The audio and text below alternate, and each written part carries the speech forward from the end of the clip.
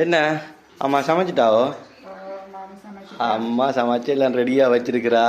நாங்கள் 2 பேரும் முழுக்கெல்லாம் மூழ்கி முதல் கரை சாப்பிட்டாச்சு. இப்போ சோறு என்னம்மா புழுங்கல் அரிசி சோறு, சின்னாளுக்கு சம்பா அரிசி.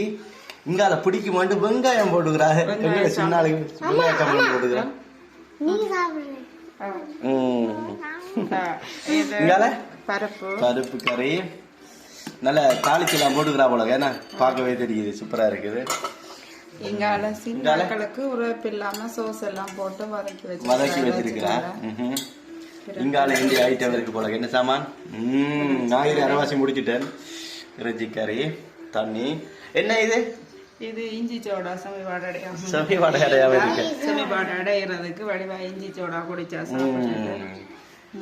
இங்கால யாருக்கும் ஊறுகாய் அவளுக்கு பிடிக்குமா? பிடிக்கும் தானே அவளுக்கு. செம்பில தண்ணி சாப்பிடுவோம். எனக்கும் பசிக்குது, போடுங்க. வெங்காய சம்பல். இப்ப என்ன ஏன் கொஞ்சம் கறியை வைக்க சொல்லி அம்மாட்ட சொன்னாண்டா, இறைச்சிக்கு எனக்கு காத்தினது.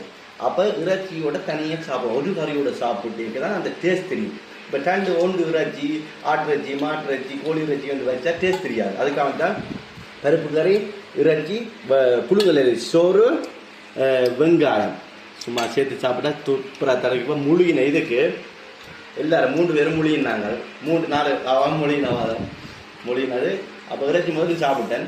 இப்போ திருப்பி சோத்தோட மொழியின கலாட்டுது, பசிக்குது, சாப்பிடுறோம்.